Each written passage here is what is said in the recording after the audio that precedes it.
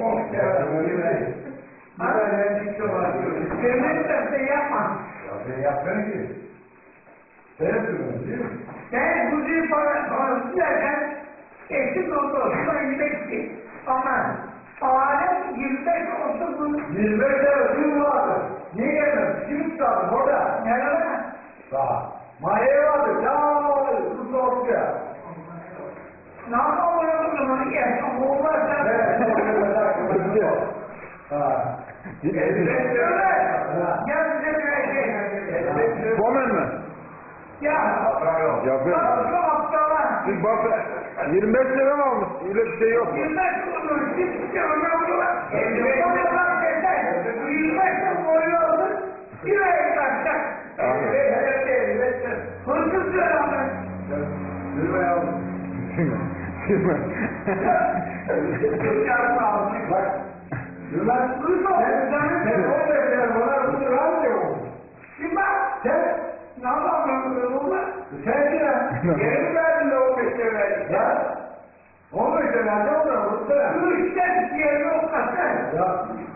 Diğeri 2 lira olmuş ki.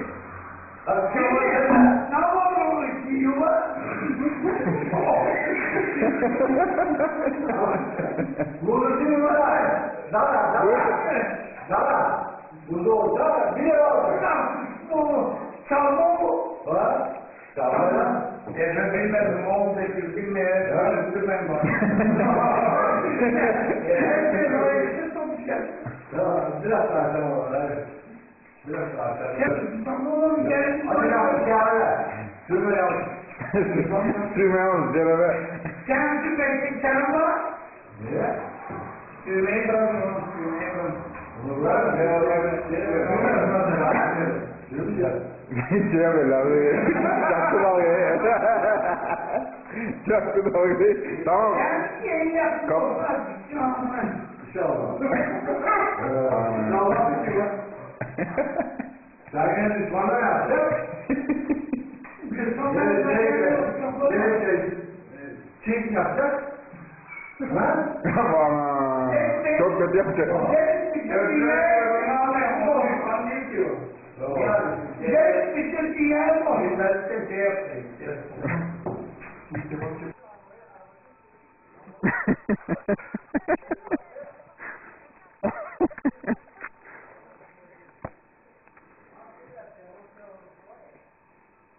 Bu düğün var. Şeyler bu. Yaylalar düğün var.